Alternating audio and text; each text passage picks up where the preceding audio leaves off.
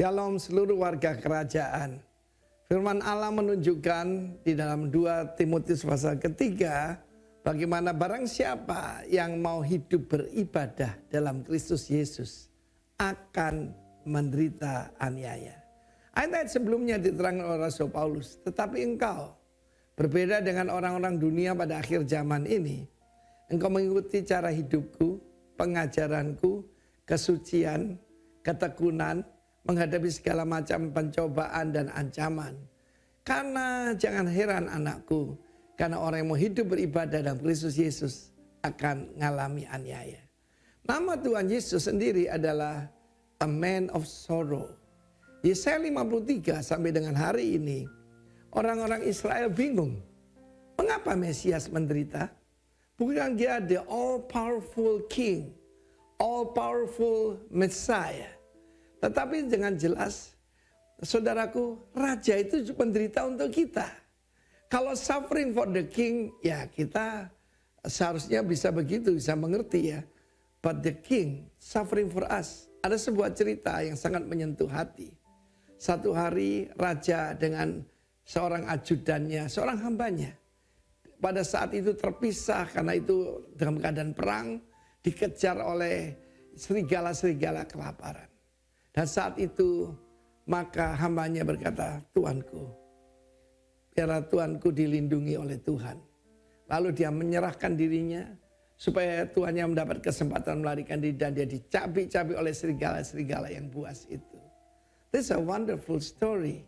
Tetapi itu bukan, saudaraku, bukan Injil keselamatan. Injil keselamatan adalah sang raja yang berkata, hambaku, I give you the second chance. I will die for you. I will suffer for you. Lalu raja itu yang begitu mulia menyerahkan dirinya dan dihancurkan oleh serigala-serigala yang buas. Itu yang terjadi mulai dari saudaraku ketika dia mulai pelayanan, segala fitnah dikatakan dirasuk roh jahat, dibilang Beelzebul orang Samaria, dikatakan macam-macam dan bukan cuma itu. Kemudian kita lihat mulai Taman Getsemani menghadapi pengadilan kangguru, artinya main-main aja saudaraku, mengalami aniaya. The Passion of the Christ itu tidak bisa menggambarkan the sorrow di dalam jiwanya, cuma lihat tubuhnya saudaraku. Dia dihantam. Kalau orang Yahudi itu 39 kali supaya tidak lewat 40. Tapi kalau orang Romawi tidak ada hitungannya. Dan firman Allah berkata, mereka membajak punggungku. Tetapi oleh bilur-bilurnya, saudara dan saya disembuhkan. Look at me. Saya disembuhkan secara ajaib dengan bermacam-macam penyakit. Bahkan penyakit asma keturunan disembuhkan. Because the king suffer for me. Saudaraku, Tuhan tidak pernah merencanakan penyakit. Bahkan menjadi tua dan mati, saudaraku. Rencana Tuhan selalu cuma damai sejahtera. Eden means pleasant. Menyenangkan. Itu rencana Tuhan buat saudara saya. But we live in a fallen world. Karena itu saudaraku, nanti kita akan juga bicara. Kalau orang fasik itu menderita biasalah. Kita bisa mengerti. How about the righteous suffer? Nanti kita bicarakan pada episode berikutnya. Tuhan memberkati saudara. Yang mau hidup beribadah, live godly in Christ Jesus will suffer. Yaitu saudaraku, menghadapi suffering. Tuhan memberkati. Haleluya. Amin.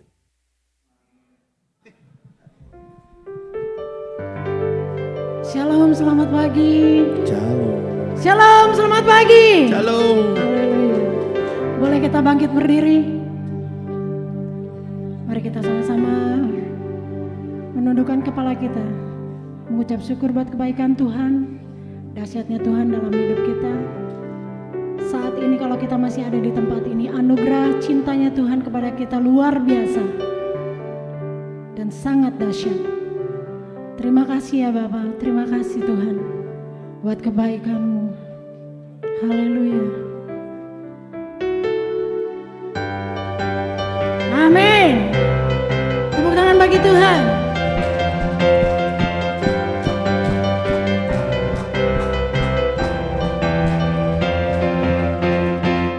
Diberi kuasa dari mulia, menaklukkan musuh di bawah kakiku. Ku pakai kuasa dari Raja mulia. Bila Allah ada bersamaku, siapa jadi lawanku? Sungguh besar Kau Tuhanku, Engkau perisai hidupku. Ku berdiri dengan iman dalam Yesus Tuhan. Kau yang memberi kemenangan, ku bersorak merayakan. Terpujilah Engkau Raja segala raja. Haleluya.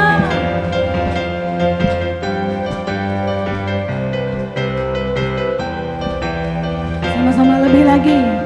Ku diberi kuasa dari Raja mulia, menaklukkan musuh di bawah kakiku. Ku pakai kuasa dari Raja mulia. Bila Allah ada bersamaku, siapa jadi lawanku? Bila Allah ada bersamaku, siapa jadi lawanku? Sungguh besar Kau Tuhanku, Engkau perisai hidupku. Ku berdiri dengan iman dalam Yesus Tuhan. Kau yang memberi kemenangan, ku bersorak merayakan. Terpujilah Engkau Raja segala raja. Sungguh besar Kau Tuhanku, Engkau perisai hidupku.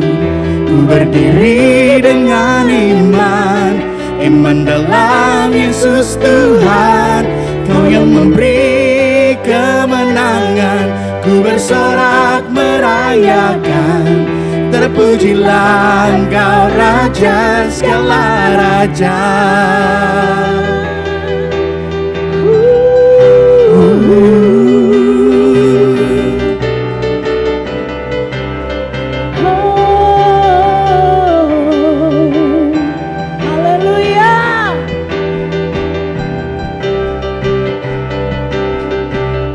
Lebih lagi memuji bagi Dia.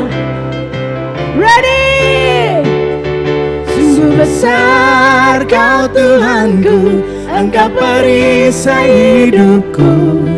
Ku berdiri dengan iman dalam Yesus Tuhan. Kau yang memberi kemenangan, ku bersorak merayakan. Terpujilah Engkau Raja segala raja. Sungguh besar Kau Tuhanku, Engkau perisai hidupku.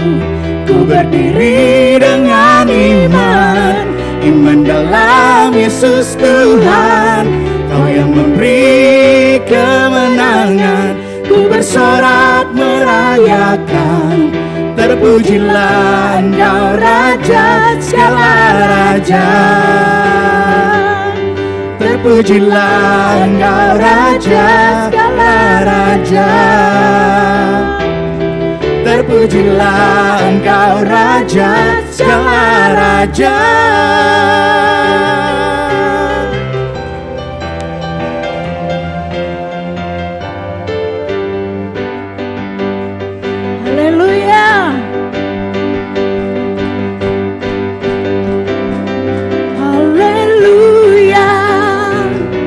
Kibarkanlah panjinya, Yesus Raja segala raja. Haleluya. Bangkitlah gerejanya, kita lebih dari pemenang. Haleluya. Kibarkanlah panjinya, Yesus Raja segala raja. Haleluya. Bangkitlah gerejanya, kita lebih dari pemenang. Haleluya. Lebih dari pemenang dalam segala perkara. Iblis telah dikalahkan oleh kuasa darahnya. Jika Allah di pihak kita, siapa dapat melawan? Kita lebih dari pemenang. Lebih dari pemenang dalam segala perkara. Iblis telah dikalahkan oleh kuasa darahnya. Jika Allah di pihak kita, siapa dapat melawan? Kita lebih dari pemenang. Haleluya. Kibarkanlah panjinya, Yesus Raja segala raja. Haleluya. Bangkitlah gerejanya, kita lebih dari pemenang. Lebih lagi. Haleluya. Kibarkanlah panjinya, Yesus Raja segala raja. Haleluya. Bangkitlah gerejanya, kita lebih dari pemenang. Haleluya. Kibarkanlah panjinya, Yesus Raja segala raja. Haleluya. Bangkitlah gerejanya, kita lebih dari pemenang. Kita lebih dari pemenang. Kita lebih dari pemenang.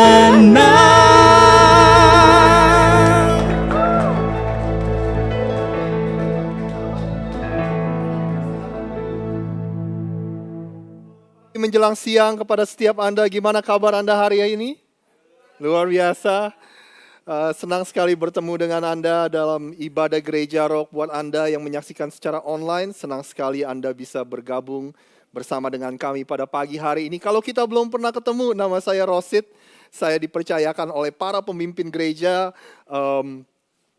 Gereja Rock yang ada di Indonesia untuk menggembalai Gereja Rock yang ada di kota Philadelphia ini. Jadi senang sekali saya mendapat kesempatan, bahkan saya bisa bilang ini sebuah kehormatan kalau saya dipercayakan. Untuk Anda yang baru pertama kali hadir, selamat datang. Kami senang bisa bertemu dengan Anda. Seharusnya Anda mendapat kantong welcoming untuk orang baru dan dalamnya ada connection card. Saya pastikan nanti ngomong ke beberapa teman bahwa Anda mendapatkan, dan connection card itu pastikan Anda isi dan Anda drop di kotak persembahan kita yang ada di sana, supaya kami bisa dapat informasi tentang Anda, supaya kita bisa mengucapkan terima kasih atas kedatangan Anda pada hari ini. Ada beberapa pengumuman, saudara.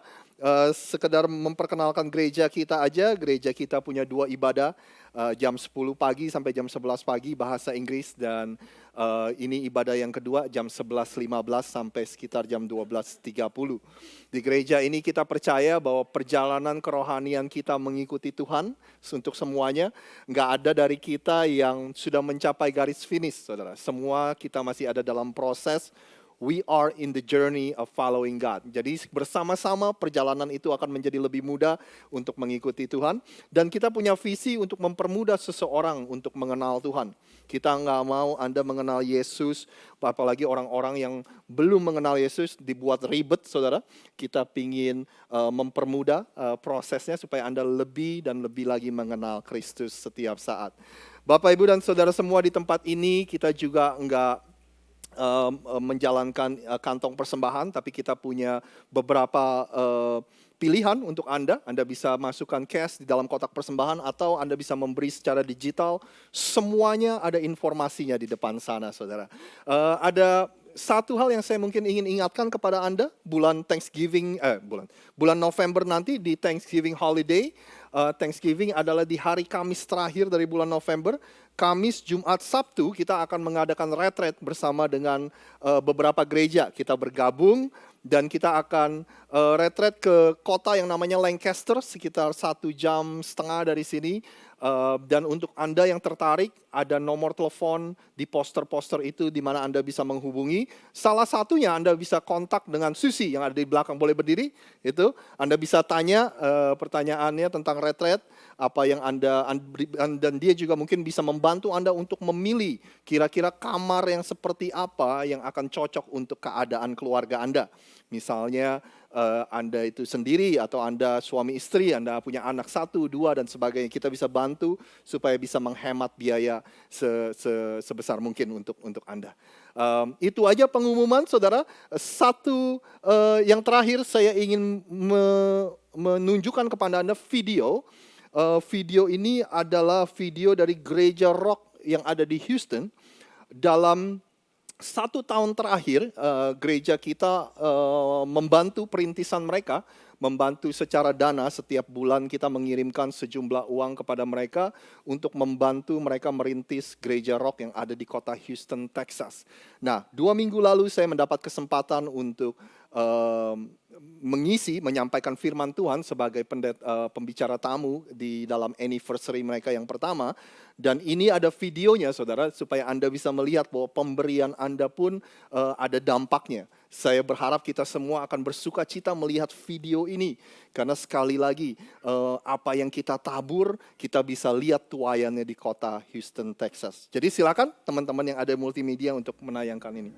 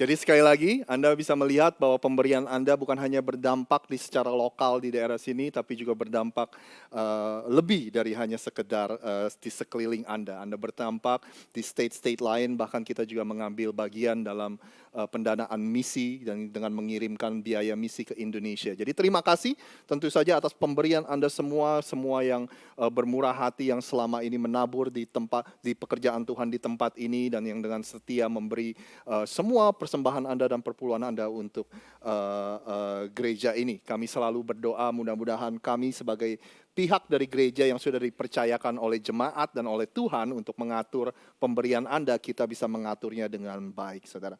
Nah, hari ini kita akan mengambil perjamuan kudus, kita persiapkan hati kita, dan juga jangan lupa setelah ibadah nanti kita akan ada sedikit perjamuan makan siang, saudara. Ada beberapa teman yang berulang tahun pada hari ini, dan makanan hari ini juga dipersembahkan oleh Ibu Heni yang juga merayakan ulang tahunnya beberapa minggu yang lalu, tapi baru hari ini mendapat kesempatan, dan beliau yang memesan semua makanan. Jadi kalau Anda nggak terburu-buru, please stay, izinkan kami mengenal Anda, terutama orang-orang yang baru, dan juga kami ingin juga berfellowship dengan Anda. Sekali lagi, setelah ibadah akan ada perjamuan makan siang. Yuk kita berdoa bersama-sama. Tuhan Allah Bapa yang ada di surga, kami mengucap syukur. Hari ini Tuhan kami dedikasikan ibadah kami semuanya hanya untuk hormat dan kemuliaan nama-Mu ya Tuhan. Apapun yang kami lakukan, pujian yang kami naikkan, doa yang kami naikkan, persembahan yang kami beri, Tuhan, firman yang disampaikan semuanya hanya untuk hormat dan kemuliaan nama-Mu ya Tuhan. Tuhan, mampukan kami sebagai gereja-Mu untuk bisa mengelola apa yang telah dipercayakan oleh Tuhan dan jemaat setempat, supaya kami bisa terus menjadi berkat, supaya kami bisa terus menjangkau orang untuk mengenal Yesus yang adalah Tuhan dan Juru Selamat bagi dunia ini. Tuhan, persiapkan hati kami juga untuk menerima perjamuan kudus, dan di dalam nama Tuhan Yesus kami sudah berdoa. Yang percaya sama-sama katakan, amin.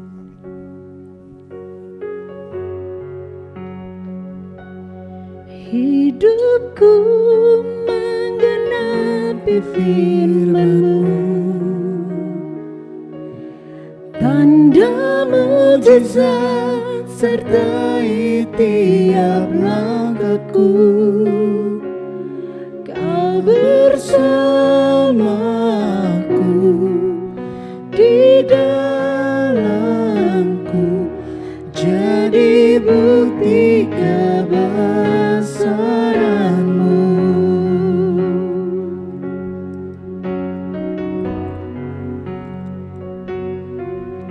Tuhan, Kau sempurna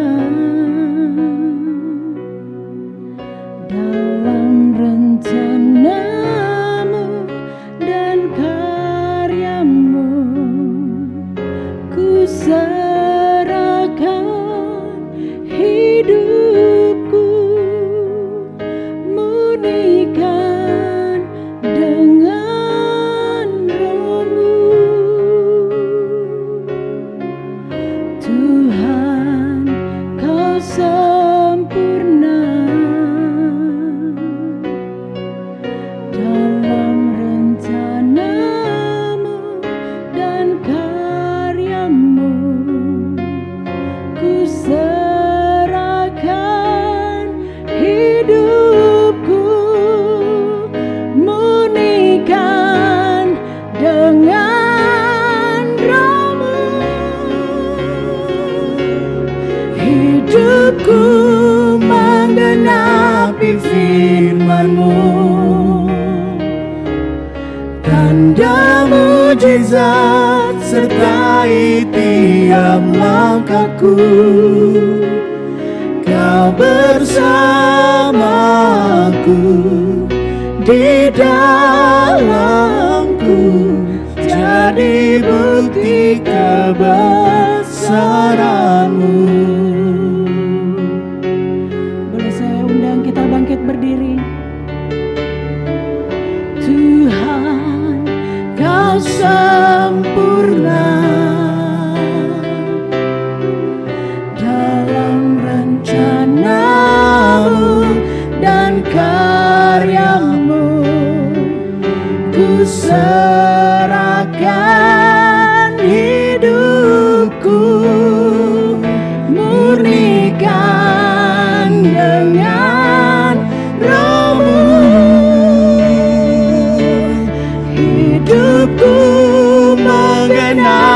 firman-Mu,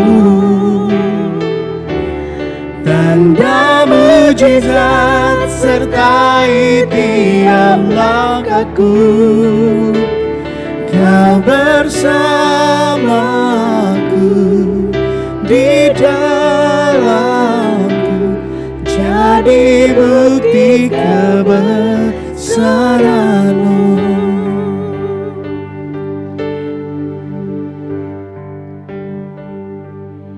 Hidupku menggenapi firman-Mu. Terima kasih Tuhan. Kalau kami boleh sudah ada di September ini. Terima kasih Tuhan buat penyertaan-Mu di setiap langkah-langkah hidup kami. Dan kami percaya Tuhan kan, Engkau Allah yang selalu membimbing kami. Engkau Allah yang selalu bersama dengan kami Tuhan.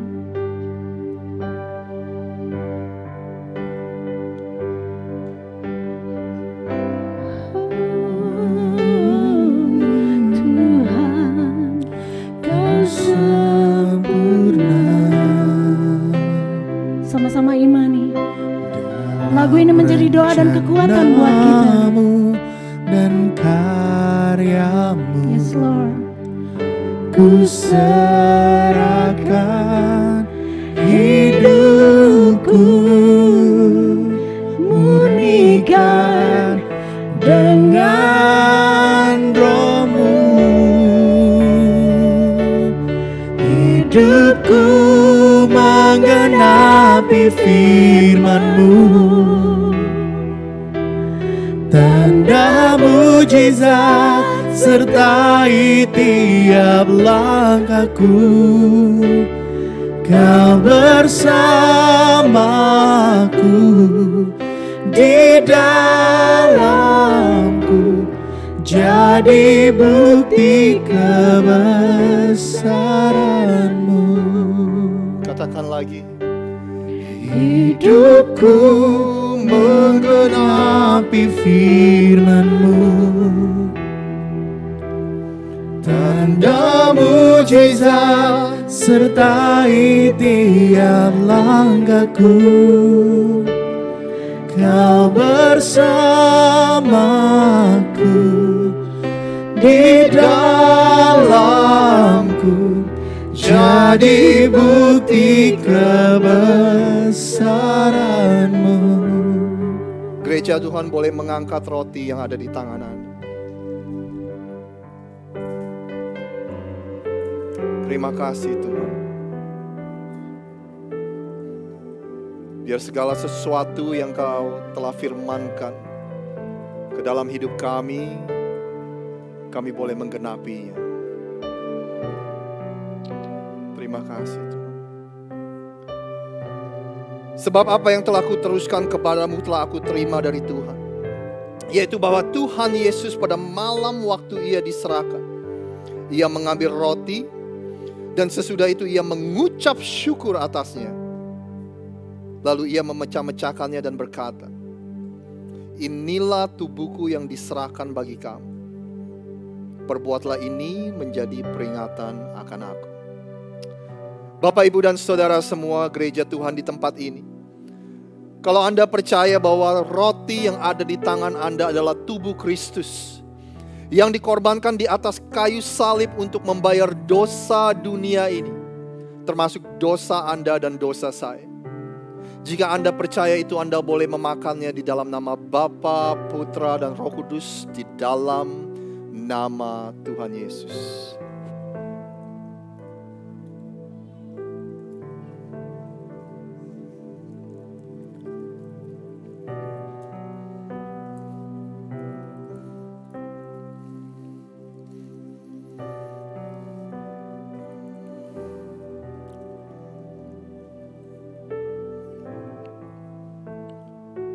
Anda boleh mengangkat cawan dan anggur yang ada di tangan Anda. Demikian juga Ia mengambil cawan sesudah makan lalu berkata, cawan ini adalah perjanjian baru yang dimateraikan oleh darahku. Perbuatlah ini setiap kali kamu meminumnya menjadi peringatan akan aku. Bapak, Ibu, dan Saudara semua gereja Tuhan di tempat ini, kalau Anda percaya bahwa anggur yang ada di tangan Anda adalah darah Kristus yang dicurahkan dari atas kayu salib untuk membasuh bersih dosa dunia ini, termasuk dosa Anda dan saya. Bapak, Ibu, dan Saudara semua, jika Anda percaya darah Kristus juga mempunyai kuasa untuk mengubah dan mentransformasi kehidupan kami. Kalau Anda percaya darah Yesus mempunyai kuasa untuk memulihkan kehidupan Anda dan saya, memperbaharui kehidupan Anda dan saya. Kalau kita percaya darah Kristus sanggup untuk menyembuhkan segala sakit penyakit di dalam hidup kita. Jika Anda percaya semuanya itu, Anda boleh meminumnya di dalam nama Bapa, Putra, dan Roh Kudus. Di dalam nama Tuhan Yesus.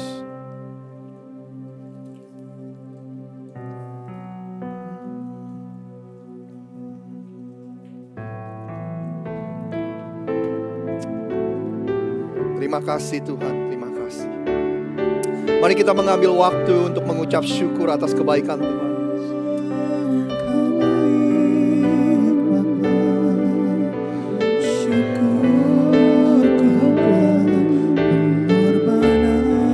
Kami bersyukur ya Tuhan.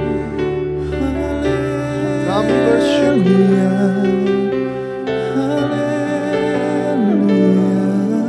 Kami bersyukur ya Tuhan.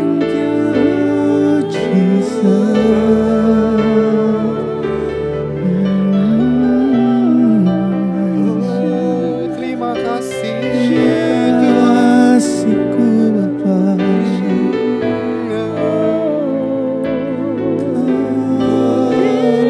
Haleluya. hidupku Menggenapi firman-Mu, Terima kasih. tanda mujizat terkait tiap langkahku. Kau bersamaku di dalamku, jadi bukti kebesaran-Mu. Hidupku menggenapi firman-Mu, tanda mujizat sertai tiap langkahku. Kau bersamaku di dalamku, jadi bukti kebesaran-Mu.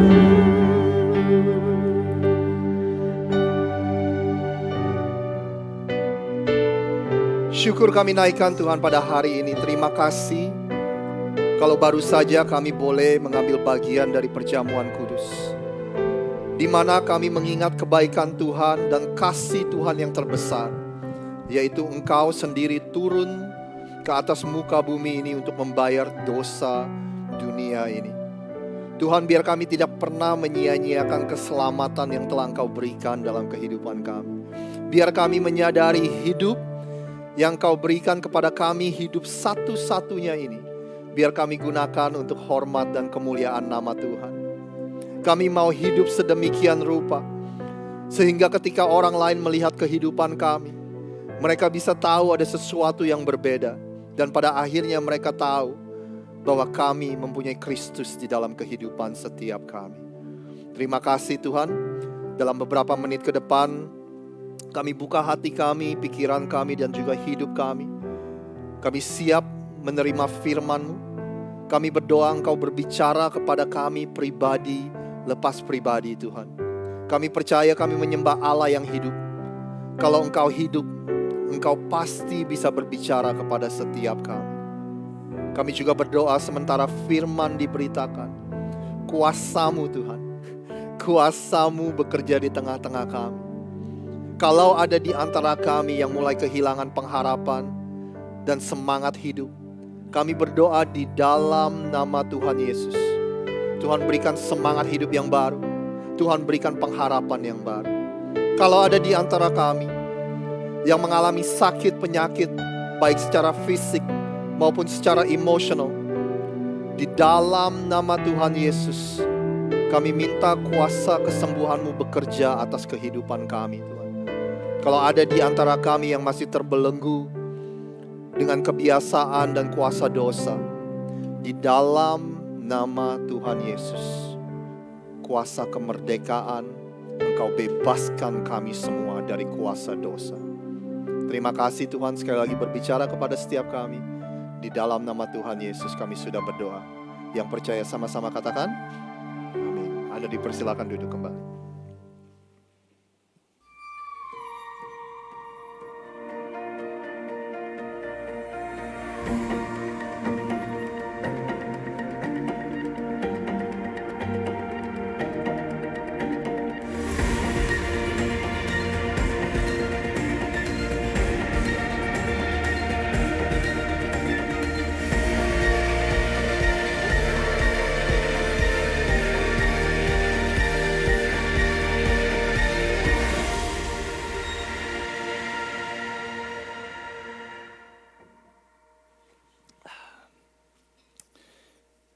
Saya ingin memulai dengan sebuah pertanyaan kepada Anda. Apa sih yang membuat Anda dan saya bahagia?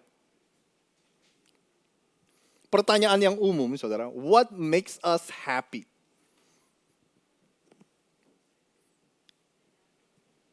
Saya menemukan satu artikel di internet. Di dalamnya ada daftar-daftar tentang hal-hal yang sederhana yang membuat kita bahagia, saudara. Yang pertama bilang gini, bahagia itu sederhana katanya. Begitu kita pencet tombol elevator, pintunya langsung terbuka katanya. Teman-teman multimedia ada masalah atau boleh dibantu? Thank you. Berikutnya di dalam artikel internet itu dikatakan, bahagia itu sederhana katanya. Bahagia itu adalah ketika kita menemukan alat yang kita bisa pakai untuk garuk di belakang kita karena tangan kita nggak nyampe. Bahagia itu sederhana. Yang berikutnya, waktu ketemu orang dibilang kurusan. Saudara. Bahagia itu sederhana. Pas lagi laundry, apa saudara? Ketemu duit di kantong. Katanya. Yang berikutnya ini gereja rock nggak boleh lakukan ya. Dia bilang gini, bahagia itu sederhana katanya saudara. Waktu nyindir orang di sosial media, orangnya berasa katanya saudara. Kita nggak boleh ya, nggak boleh sindir-sindiran ya. Yang berikutnya ini bukan dari artikel tapi dari saya. Saudara. Bahagia itu sederhana. Waktu kita BU, Anda tahu apa BU? Butuh uang, ditelepon ada yang nawarin overtime saudara. Itu khusus di Philly buat yang baru, nanti Anda juga akan tahu maksudnya saudara. Hari ini kita akan mulai serial khotbah yang kita beri judul Be Attitudes. Bahasa Inggrisnya adalah Be Attitudes saudara. Bahasa Indonesianya adalah ucapan bahagia. Apa maksudnya saya akan jelaskan kepada Anda saudara. Tapi kalau Anda baru di gereja ini ketika Anda mendengar khotbah seri, artinya kita akan pilih topik dan kita akan bicarakan selama beberapa minggu ke depan. Ucapan bahagia ini Anda bisa temukan di mana? Anda bisa temukan di Injil Matius. Di pasal yang kelima, kalau Anda buka Alkitab Anda, di atas perikopnya ada tulisan khotbah di bukit. The Sermon on the Mount. Itu dari Matius pasal 5 sampai pasal 7, saudara. Nah, di pasal kelima ada perikop, judul perikop, subtitle yang berjudul Ucapan Bahagia. Itulah Be Attitudes. Nanti kita akan lihat ya. Nah, pertama, kenapa ini disebut khotbah di bukit? Yuk kita lihat yuk kenapa dinamakan khotbah di bukit. Alasannya karena ini, saudara. Ketika Yesus melihat orang banyak itu, naiklah ia ke atas bukit. Dan setelah ia duduk, datanglah murid-muridnya kepadanya. Maka Yesus mulai berbicara dan mengajar mereka, saudara. Ternyata disebut khotbah di atas bukit karena Yesus naik ke bukit dan dia mengajar dari sana, saudara. Ngomong-ngomong waktu saya baca ini saya bingung. Di zaman Yesus orang yang ngajar itu duduk, yang dengar berdiri, saudara. Kenapa kok hari ini terbalik, saudara? Kok Anda yang enak duduk, saya yang berdiri, saudara. Bercanda. Nah, berikutnya, saudara. Lalu Yesus memberikan kita daftar yang kita sebut dengan ucapan bahagia tersebut. Beatitude. Dikatakan seperti ini, berbahagialah orang yang miskin di hadapan Allah. Karena mereka lah empunya kerajaan sorga. Berikutnya mungkin Anda bisa bantu saya baca. 1, 2, 3. Berbahagialah, berduka cita, karena mereka akan dihibur. Berikutnya, berbahagialah orang yang lemah lembut karena mereka. Ayat yang ke-6, berbahagialah orang yang lapar dan haus akan kebenaran karena mereka akan dipuaskan. Berbahagialah orang yang murah hatinya karena mereka akan beroleh kemurahan. Berbahagialah orang yang suci hatinya karena mereka akan melihat Allah. Berbahagialah orang yang membawa damai karena mereka akan disebut anak-anak Allah. Berbahagialah orang yang dianiaya oleh sebab kebenaran, karena mereka lah yang empunya kerajaan sorga, saudara. Berbahagialah kamu jika karena aku kamu dicela dan dianiaya, dan kepadamu difitnahkan segala yang jahat. Berikutnya, bersukacita dan bergembiralah karena upamu besar di sorga. Sebab demikian juga telah dianiaya nabi-nabi yang sebelum kamu. Kenapa disebut dengan ucapan bahagia, saudara? Jadi ucapan bahagia ini adalah bagian dari khotbah di bukit, the Sermon on the Mount, saudara. Kalau Anda nggak tahu apa isi dari khotbah di bukit itu, kalau saya bilangin sama Anda pasti pernah dengar. Karena ini sangat terkenal, ajaran Yesus yang sangat terkenal. Contoh, kamu adalah garam dunia dan terang dunia. Anda pernah dengar ya? Ditampar pipi kanan, apa saudara? Bales, kasih pipi kiri, saudara. Ada yang minta Anda berjalan 1 mil, berjalanlah 2 mil. Doa Bapa kami itu termasuk di dalam khotbah di bukit, saudara. Nah, jadi ucapan-ucapan bahagia itu adalah bagian dari khotbah di bukit.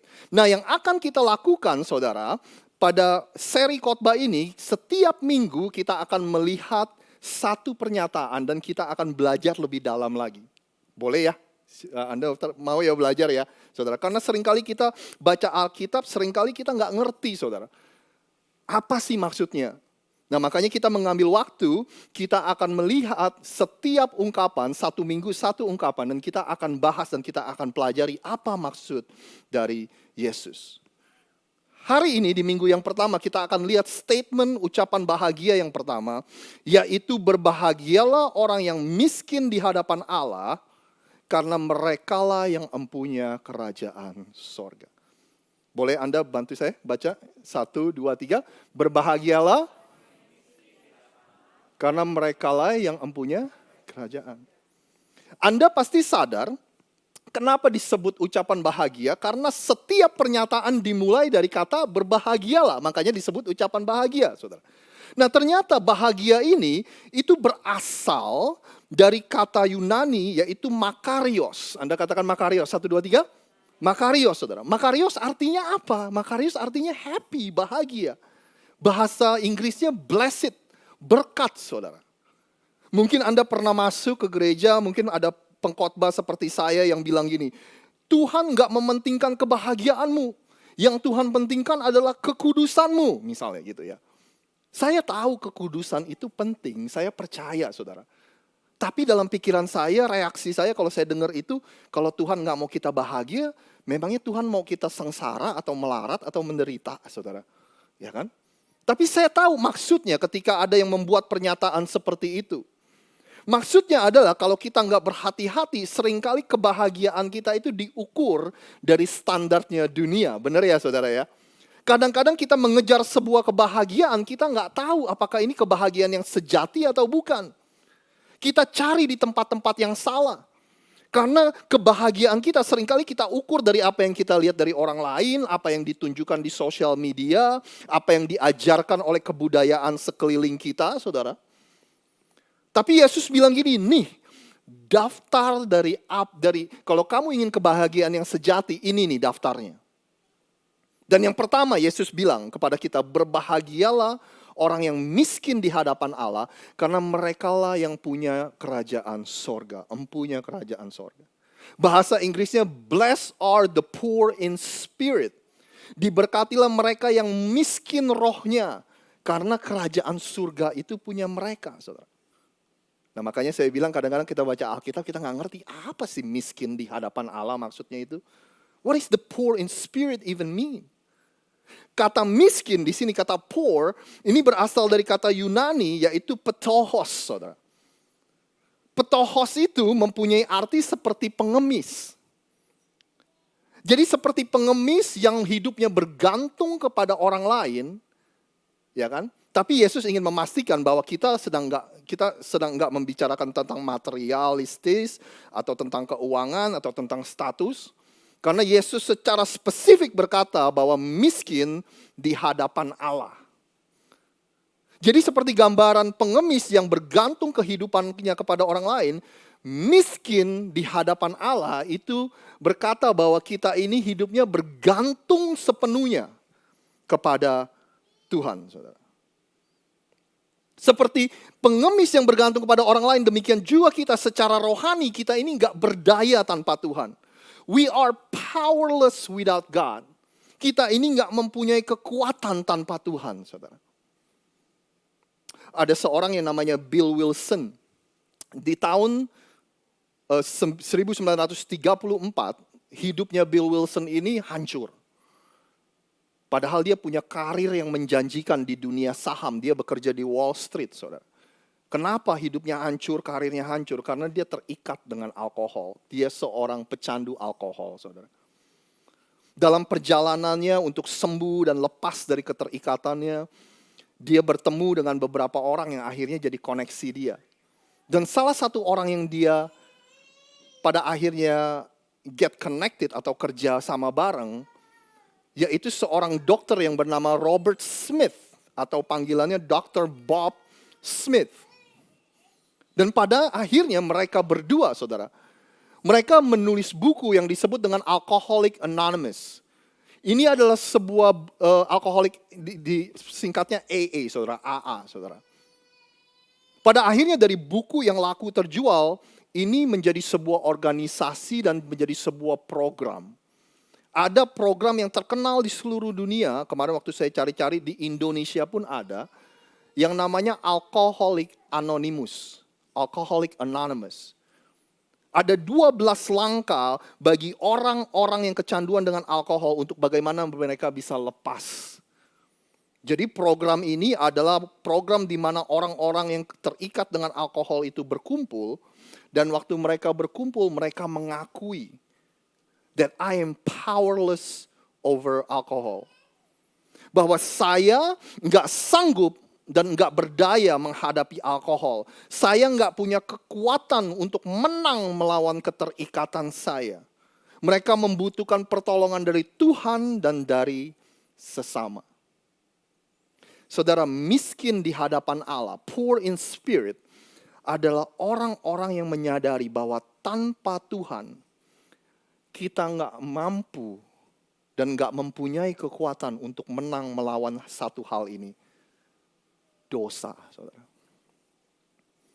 Poor in spirit adalah orang-orang yang menyadari bahwa tanpa Tuhan, saya nggak akan bisa kuat melawan dosa, nggak akan bisa menang atas dosa. Makanya kita bergantung seperti pengemis tadi yang harus bergantung sepenuhnya sama Tuhan. Rasul Paulus di kitab Roma berkata seperti ini. Sebab apa yang aku perbuat, aku tidak tahu. Aku nggak tahu, dia bilang. Karena bukan apa yang aku kehendaki yang aku perbuat, tetapi apa yang aku benci, itulah yang aku perbuat. Jadi jika aku perbuat apa yang tidak aku kehendaki, aku menyetujui bahwa hukum Taurat itu baik. Kalau demikian, bukan aku lagi yang memperbuatnya, tetapi apa saudara? Dosa yang ada di dalam aku. Sebab aku tahu bahwa di dalam aku, yaitu di dalam aku sebagai manusia, tidak ada sesuatu yang baik. Sebab kehendak memang ada di dalam aku, tetapi bukan hal berbuat yang baik. Dengan kata lain, Rasul Paulus bilang gini, aku nggak ngerti. Apa yang baik, apa yang seharusnya aku lakuin, malah aku nggak lakuin. Tapi apa yang nggak boleh, kita kan sering bilang manusia namanya yang nggak boleh malah kita lakuin. Nah inilah Paulus bilang gini, saudara. Yang nggak boleh malah saya lakuin. Bawaannya tuh maunya melakukannya yang jelek, yang negatif, yang dosa, saudara. Padahal aku udah tahu itu nggak boleh. Nah, penjelasan Paulus karena ada kuasa yang disebut dengan kuasa dosa yang ada di dalam setiap diri manusia. Makanya Paulus bilang gini, aku manusia celaka. Siapakah yang akan melepaskan aku dari tubuh maut ini? Dia bilang, I'm hopeless. Nggak ada pengharapan, celakalah aku. Karena kuasa dosa ini mengendalikan kehidupanku. Untung dia nggak berhenti sampai situ. Dia bilang gini, syukur kepada Allah oleh Yesus Kristus Tuhan kita. Saya bersyukur ada Yesus yang menyelamatkan kehidupanku. Makanya saya dengan kuasa Kristus yang ada di dalam aku mampu mengalahkan dosa.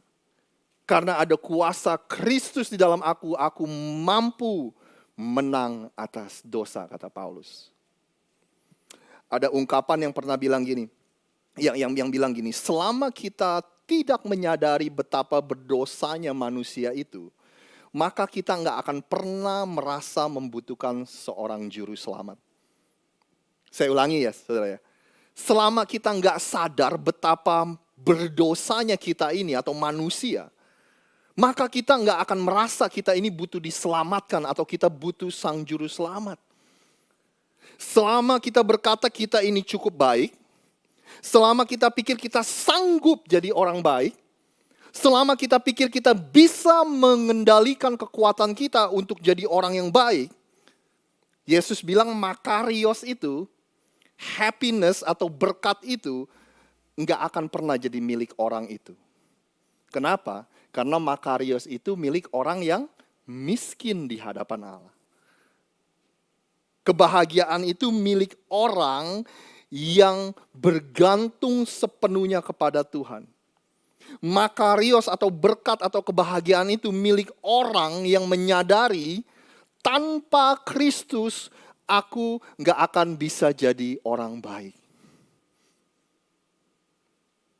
Khusus untuk mereka, saudara. Suatu hari Yesus memberikan sebuah perumpamaan. Dan perumpamaan ini ditujukan kepada orang-orang yang menganggap dirinya ini orang baik dan orang benar, saudara. Saya bacain ya ceritanya ya. Dan kepada beberapa orang yang menganggap dirinya benar dan memandang rendah semua orang lain, Yesus mengatakan perumpamaan ini. Ada dua orang pergi ke bait Allah, ke gereja lah gitu kalau hari ini, untuk berdoa. Yang seorang adalah Farisi dan yang lain adalah pemungut cukai. Yesus bilang ada dua kelompok orang. Yang satu orang Farisi, orang religius nih. Orang rohani nih, saudara. Ya kan, orang baik lah gitu, saudara. Satu lagi pemungut cukai. Di zamannya Yesus, pemungut cukai itu adalah orang yang paling berdosa, saudara.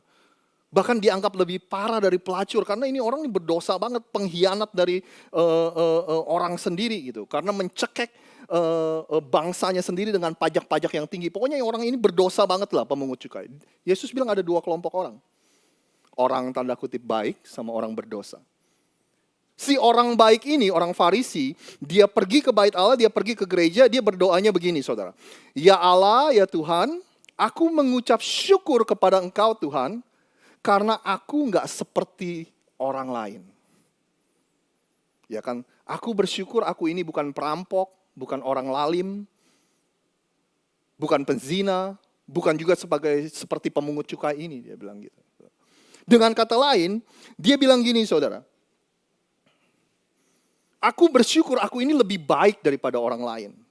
Aku mengucap syukur kepada Tuhan karena saya nggak seperti orang-orang yang seperti itu. Bukan saja saya lebih baik dari orang lain. Nih Tuhan lihat prestasi rohani saya. Aku berpuasa 2 kali seminggu. Dan aku memberikan 1/10 dari penghasilanku. Aku memberikan perpuluhan.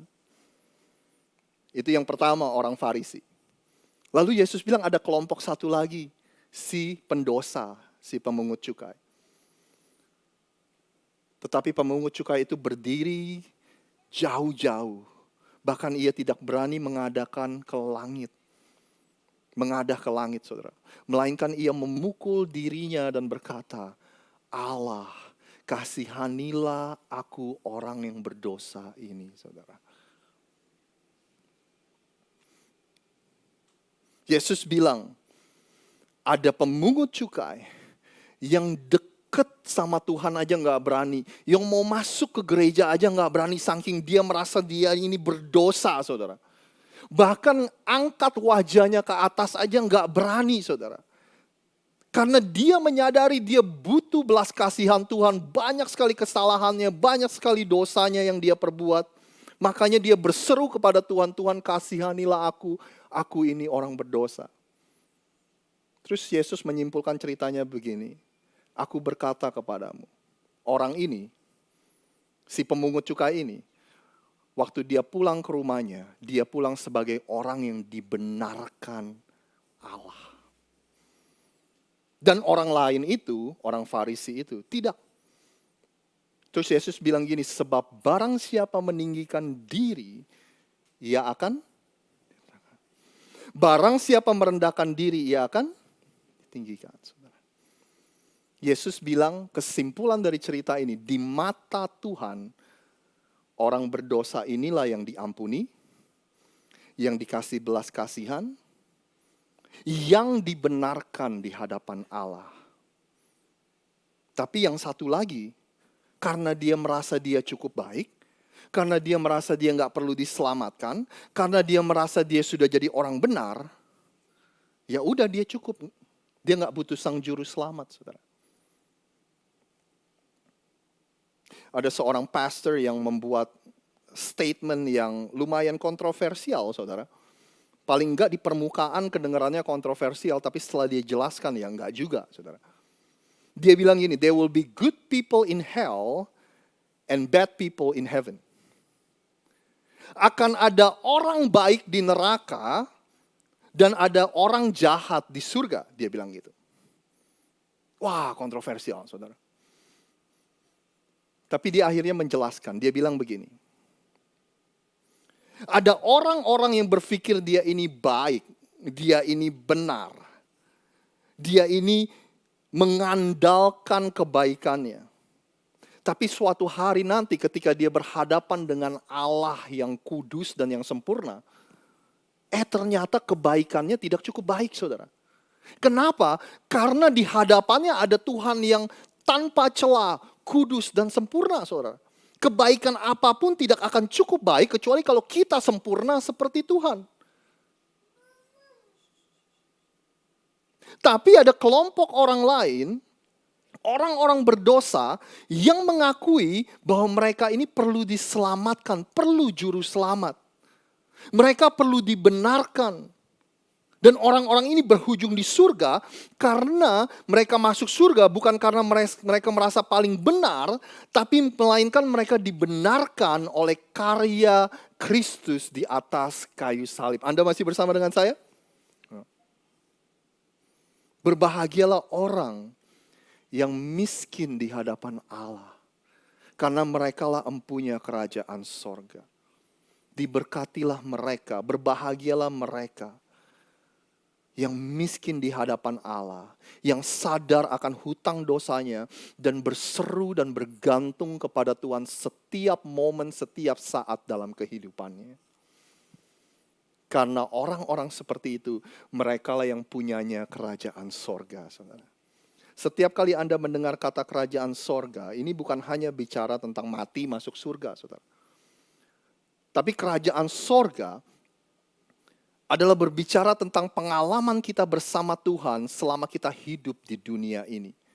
Kita akan mengalami Tuhan, kita akan mengalami surga di bumi. Makanya Yesus berdoanya seperti apa, saudara? Jadilah kehendakmu di bumi seperti di surga. Biar surga itu turun di bumi, saudara. Artinya, di bumi kita akan mengalami berkatnya Tuhan, kita akan mengalami damai, sukacita, dan Tuhan, dan pertolongan Tuhan dalam kehidupan kita. Makanya gimana Yesus nggak bilang bahagia, saudara? Nih, orang yang bahagia ini, karena mereka akan mengalami surga selama kita hidup. Kalau kita mau mengadopsi gaya hidup kerajaan surga, salah satunya ini miskin di hadapan Allah, bergantung sepenuhnya kepada Tuhan, maka kita akan mengalami surga di dunia ini. Saya ingin mengakhiri firman Tuhan pada hari ini. Ada sebuah cerita yang benar-benar menginspirasi saya, saudara. Dan setelah saya ceritakan cerita itu, saya ingin melakukan pengakuan di hadapan Anda. Mungkin bisa disebut dengan pengakuan dosa, saudara. Kalau Anda nggak pernah ke gereja yang pendetanya mengaku dosa, saudara, ya ini berarti pertama kali Anda melihat pendetanya mengaku dosa, saudara. Ada seorang yang bernama William Carey. Dia orang Inggris, lahir di Inggris. Dari kecil dia nggak mempunyai pendidikan yang tinggi, saudara. Tapi dari kecil dia ini selalu tertarik untuk mempelajari imannya, kekristenan, tentang kekristenan. Pada akhirnya dia mengajarkan diri sendiri, belajar apa namanya, otodidak gitu ya namanya ya. Yaitu tata bahasa Yunani dan bahasa Yunani yang ditulis di Perjanjian Baru. Dia belajar sendiri, saudara. Memang dia menyukai sekali bahasa. Nah, singkat cerita, saudara, dia akhirnya waktu dia besar, dia menikah. Dan waktu dia menikah, dia punya masalah dengan pekerjaannya. Akhirnya dia jatuh miskin dan bisa dibilang melarat lah, saudara. Tapi selama dia melalui semuanya itu, dia nggak pernah berhenti belajar. Rasa cintanya akan bahasa itu membuat dia terus belajar. Dan akhirnya dia belajar bahasa Ibrani dan juga belajar bahasa Latin. Suatu hari dia ini diordain atau ditabiskan, dijadiin pendeta, saudara, dilantik jadi pendeta oleh denominasi gereja baptis. Ya kan? Nah, ketika hidupnya mulai membaik sedikit, saudara, di dalam kehidupan William Carey, dia merasa bahwa Tuhan ini selalu mendorong dia untuk ini, saudara. Dia merasa panggilannya itu adalah untuk peduli dengan pekerjaan misi di luar sana. Maksudnya di luar Inggris, di negara-negara lain, saudara. Nah, pada akhirnya dia menantang para pemimpin gereja untuk lebih peduli dengan mission work overseas, dengan pekerjaan-pekerjaan misi yang ada di luar dari Inggris. Nah, mungkin karena saking dia berapi-apinya menantang para pemimpin, jadi dia dianggap sebagai memberontak, saudara, atau enggak hormat dan sebagainya. Nah, singkat cerita, saudara, William Carey ini mendedikasikan hidupnya sebagai misionaris di India selama 41 tahun. Sejarah mencatat, saudara, pada waktu itu William Carey sempat mengalami depresi. Kenapa? Karena dia merasa bahwa 41 tahun di India, pelayanannya enggak berbuah banyak, saudara. Dia merasa selama 41 tahun, dia merasa hanya 700 orang yang dia menangkan untuk mengikuti Yesus. Padahal di India orangnya jutaan orang pada waktu itu, pada zaman itu, saudara. Sekarang udah tembus miliaran kan. Dia merasa enggak berbuah. Nah, seringkali makanya fokus kita itu seringkali salah ketika kita berbicara tentang buah dari sebuah pelayanan. Ternyata William Carey ini hidupnya sangat berdampak, saudara. Dia banyak melakukan pekerjaan sosial yang pada akhirnya membawa reformasi dalam hukum-hukum yang ada di negara India. Dia membantu mereformasi hukum tentang aborsi. Ada praktek medis yang membantu orang untuk bunuh diri, saudara. Dia juga berjuang untuk melawan praktek hukum itu. Ada tradisi di India yang namanya sati, saudara. Kayak sate tapi pakai i, sati. Ada yang pernah dengar gak praktek ritual itu? Sati adalah di mana seorang janda membakar dirinya sendiri sampai kebakar, sampai jadi abu, saudara. Pada waktu upacara penguburan suaminya. Jadi makanya si William Carey ini sangat berjuang melawan hal-hal yang seperti ini. Dan bukan cuma itu saja, saudara. Dia dan koleganya dan teman-temannya berhasil mendirikan sekolah Alkitab untuk orang-orang India. Dan kalau itu belum cukup, William Carey berhasil menerjemahkan seluruh Alkitab dalam bahasa-bahasa yang ada di India. Bahasa Bengali, Oriya, bahasa Indi, Marathi, Asamese, bahasa Sangsekerta. Dia yang menerjemahkan. Ternyata ada alasannya Tuhan memberikan dia rasa cinta akan bahasa, saudara. Tapi semuanya itu dicapai bukan tanpa harga yang murah, saudara. Dia harus membayar harga yang sangat mahal. Kenapa? Karena selama dia di India, dia selalu hidup dalam kemiskinan dan kekurangan. Anak laki-laki yang berumur 5 tahun mati karena diare, saudara. Bahkan istrinya karena tekanan yang begitu hebat, jadi masuk ke rumah sakit mental. Tapi sekali lagi, kehidupan William Carey ini, dari kehidupannya itu, lahir begitu banyak sekali misionaris-misionaris yang mungkin kalau disebutkan namanya Anda pernah dengar, saudara. Orang-orang sekitar William Carey, dia berkata ini tentang si William ini. Dia bilang padahal William Carey ini orangnya itu minder, katanya. Orangnya ini gak percayaan diri, saudara. Padahal nih orang nih,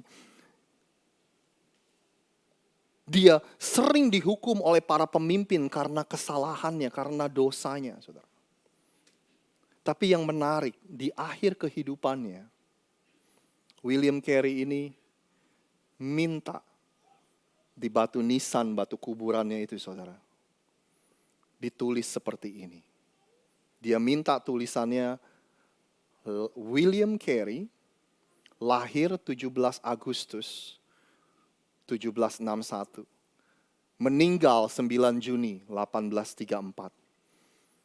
Terus dia minta sebuah quote, dia minta sebuah pernyataan untuk diukir. A wretched, poor, helpless worm, on thy arms I fall.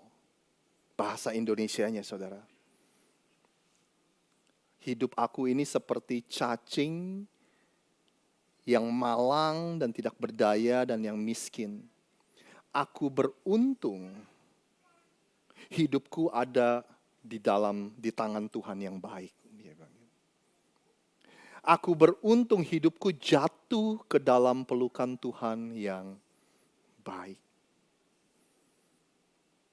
Seorang pastor yang bernama John Piper, dia bilang, the biblical antidote of low self-esteem is not high self-esteem, but is sovereign grace. Solusi antidot, saudara, dari orang-orang yang minder, itu bukannya kita bikin dia jadi pede. Ayo dong lu pede dong, ayo dong lu bisa dong, ayo dong lu begini dong. John Piper bilang, bukan high self-esteem, but sovereign God, sovereign grace. Yaitu kasih karunia dari Tuhan yang berdaulat. Itulah solusinya, dia bilang gitu. Seperti yang tadi saya bilang, saya punya pengakuan yang saya ingin akui di depan Anda, saudara. Minggu lalu, waktu saya ngobrol sama istri saya, Nana, saudara. Ngobrol-ngobrol, tiba-tiba topiknya kita membicarakan tentang salah satu musim kehidupan kita yang cukup sulit, saudara. Ya kan? Lalu waktu kita membahas soal itu, tiba-tiba saya membuat pernyataan yang sepanjang minggu itu seperti mengganggu saya, saudara. Saya itu seperti dihantui oleh kata-kata yang saya ucapkan pada hari itu. Saya bilang begini sama Nana. Orang itu harus bisa move on. Harus bisa melupakan masa lalu. Saya bilang, tapi kenapa banyak orang yang gak bisa move on, gak bisa menang atas masa lalunya. Mereka terperangkap di masa lalu mereka dan mengungkit-ungkit apa yang terjadi di masa lalu. Baik tentang pertemanan, tentang keluarga, ataupun tentang pelayanan, saudara. Lalu ini komentar yang saya ucapkan yang sangat mengganggu saya, saudara. Saya bilang gini sama istri saya, nih lihat nih saya nih. Saya berusaha keras untuk bisa move on. Nih, lihat nih, saya sudah banyak melakukan hal-hal yang sulit, hal ini, hal itu, supaya saya bisa move on, supaya saya bisa melupakan dan bisa mengampuni orang yang salah kepada saya. Nah, kenapa saya bilang kalimat ini sangat menghantui dan sangat follow me for the whole week. Itu menghantui saya sepanjang minggu ini, saudara. Karena saya sadar waktu saya mempersiapkan khotbah itu bukanlah kalimat dari orang yang miskin di hadapan Allah. Karena dengan sombongnya saya berpikir saya yang mampu untuk mengampuni orang lain. Dengan sombongnya saya berpikir saya yang bisa move on dari musim kehidupan yang salah, saudara. Dan dengan sombongnya saya berpikir saya lebih baik daripada orang-orang yang belum bisa mengampuni, saudara. Padahal faktanya, saudara, kalau saya boleh pinjam kata-kata William Carey, saya ini cuma beruntung hidup saya ada di tangan Tuhan yang baik, saudara. Saya ini beruntung Tuhan yang baik itu memberikan saya kekuatan untuk mengampuni orang-orang yang salah, saudara. Dan akhirnya saya bisa move on. Jadi miskin di hadapan Allah bukanlah kita memandang rendah tentang diri kita sendiri, saudara. Miskin di hadapan Allah bukannya kita dikit-dikit bilang, aduh saya nggak layak, aduh saya kotor, dan dihantui perasaan bersalah dan dosa. Bukan itu, saudara. Tapi miskin di hadapan Allah, kita fokusnya kita alihkan kepada Tuhan kita yang besar dan yang berdaulat, saudara. Miskin di hadapan Allah adalah ketika kita menyadari betapa baiknya, betapa penuh belas kasihannya Tuhan, betapa besar anugerahnya dalam kehidupan kita. Itulah miskin di hadapan Allah. Jadi makanya hari ini,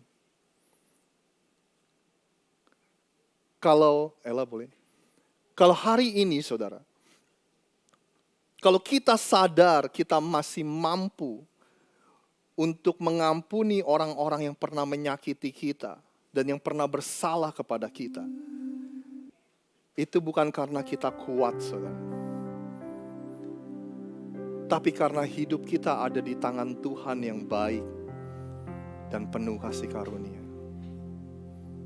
Hari ini kalau Anda dan saya berkecukupan, bahkan bukan hanya berkecukupan, tapi berkelimpahan, saudara. Sadarilah bahwa itu semua bukan hanya karena kita ini pekerja keras. Semua itu bukan hanya karena kita ini skillful atau mempunyai skill keterampilan yang baik, saudara. Sadarilah bukan karena kita pintar, tapi karena Tuhan itu baik. Dan hidup kita ada di dalam tangannya, saudara. Makanya Dia memberikan kita hidup dalam kelimpahan.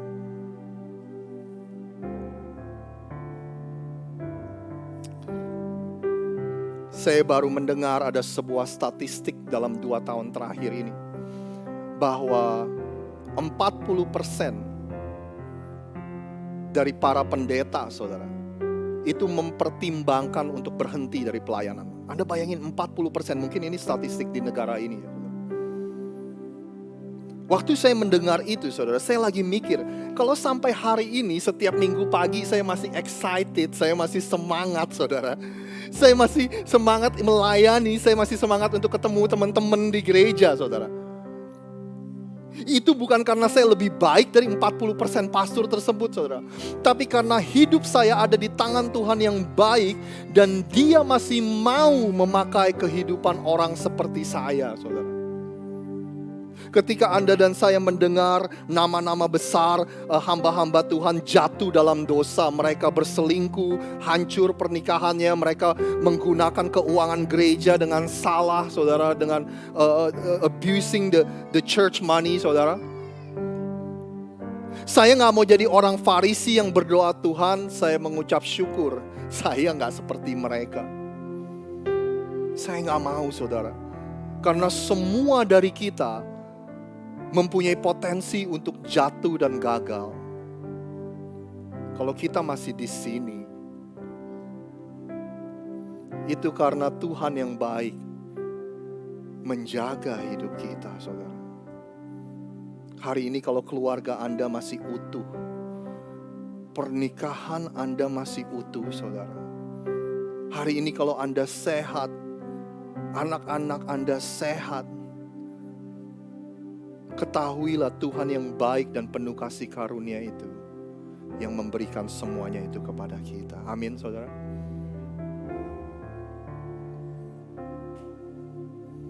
Semua dari kita pernah gagal, pernah jatuh, pernah membuat keputusan-keputusan yang salah.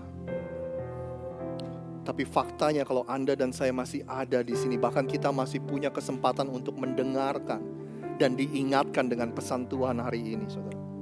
Itu bukan karena kita kuat dan mampu bangkit dari kegagalan kita, tapi itu karena kita beruntung hidup kita jatuh ke dalam pelukan Tuhan yang baik.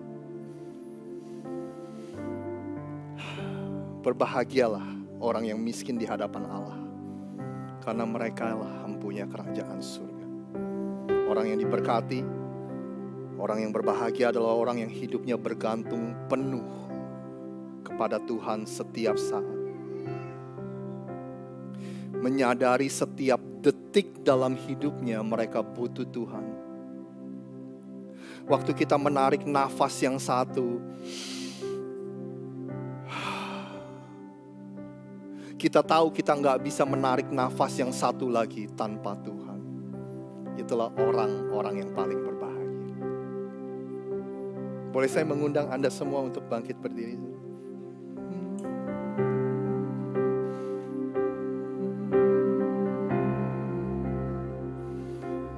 Ku ada sebab anugerah, ada karena kasih-Mu, Tuhan Yesus.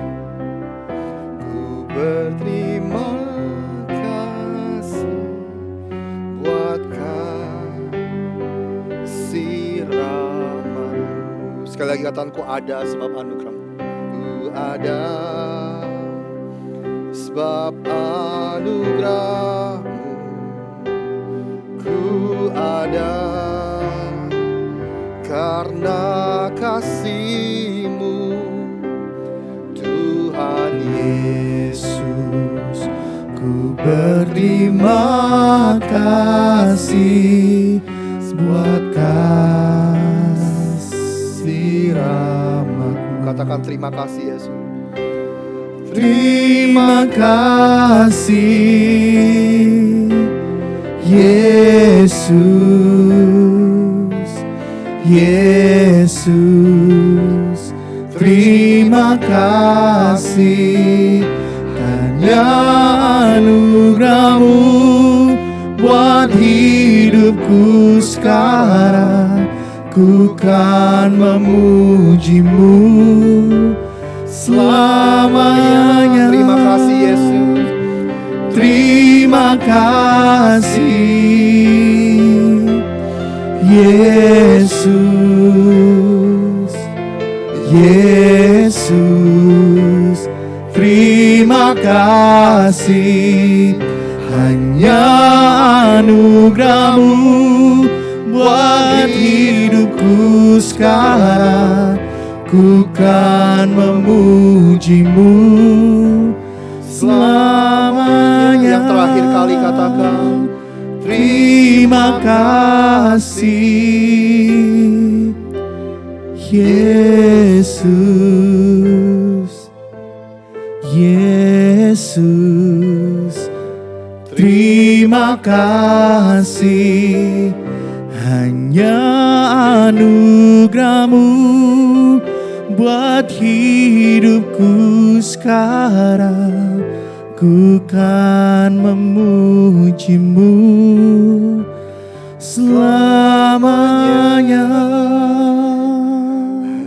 hanya anugerah-Mu buat hidupku Ya Tuhan. sekarang. Ku kan memuji-Mu selamanya.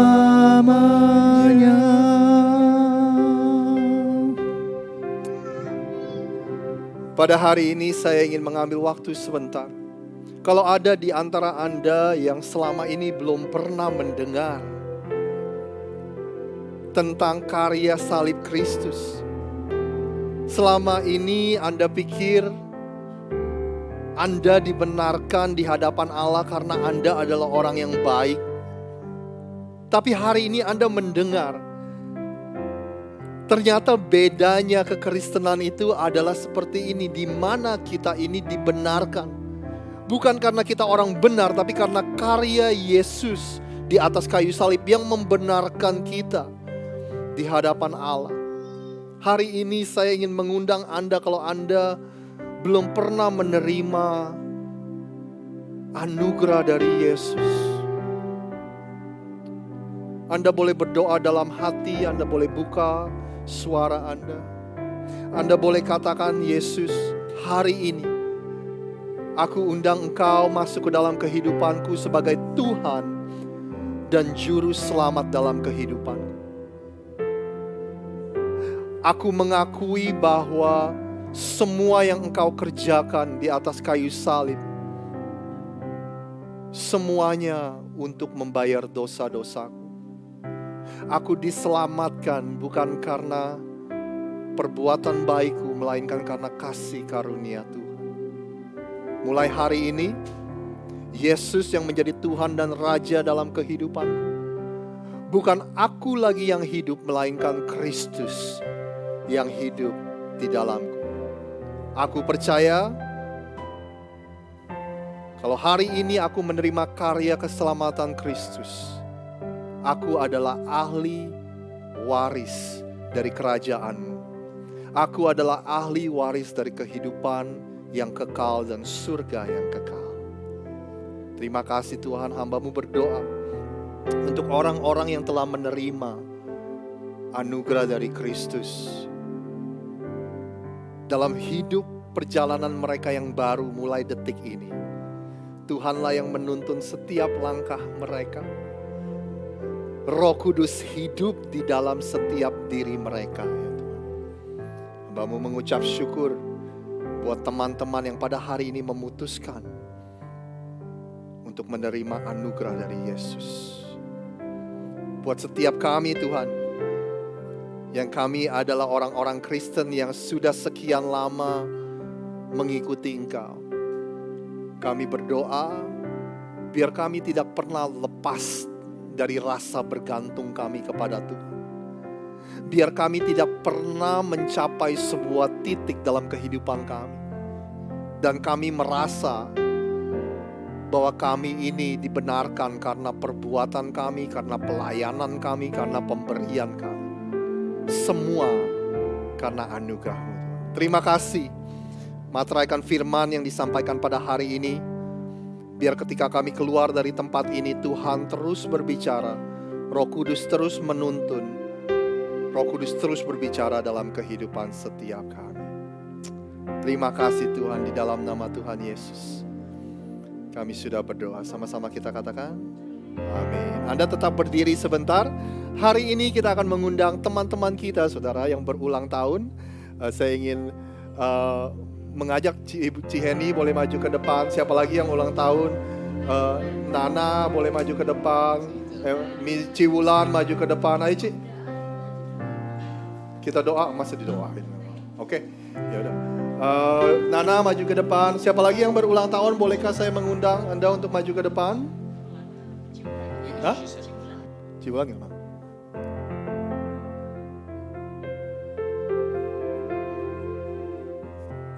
Michelle nggak ada ya?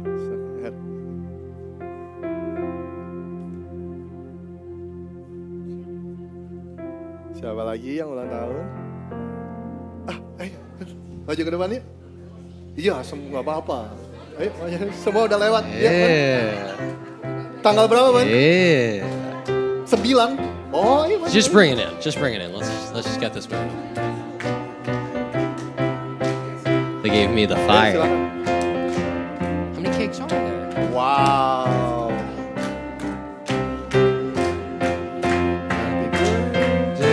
Happy birthday, happy birthday to you. Sama Nana juga tanggal 8. Ya.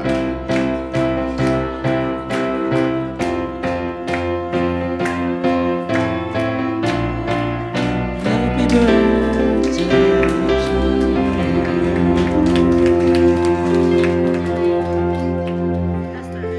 All right. I'm going as fast as I can. Oh, Jed. It's Jed's Yeah. birthday too. Jed, you want to come Where forward? is Jed? Yeah.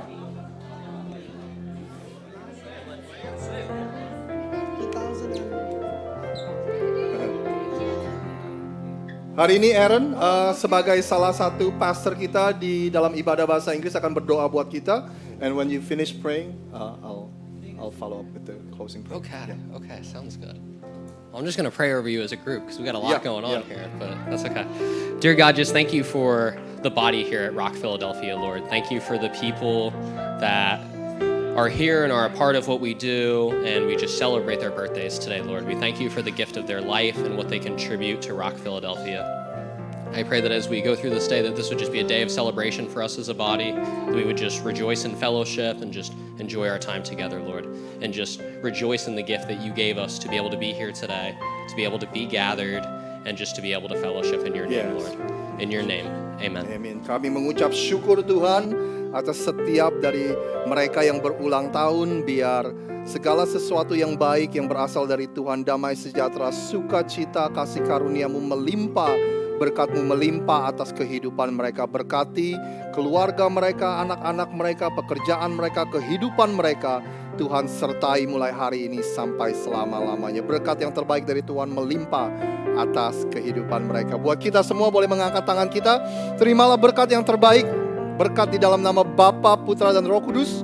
Berkat di dalam nama Tuhan Yesus. Segala sesuatu yang baik akan turun atas kehidupanmu mulai hari ini sampai selama-lamanya. Berkat Tuhan melimpah, kebaikan Tuhan, favor Tuhan, kasih karunia Tuhan semua melimpah dalam kehidupan kita. Dan semua yang sudah menerima berkat Tuhan yang terbaik, sama-sama katakan amin, amin.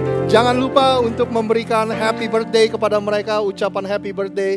Tuhan Yesus memberkati Anda semua. Have a great week everyone.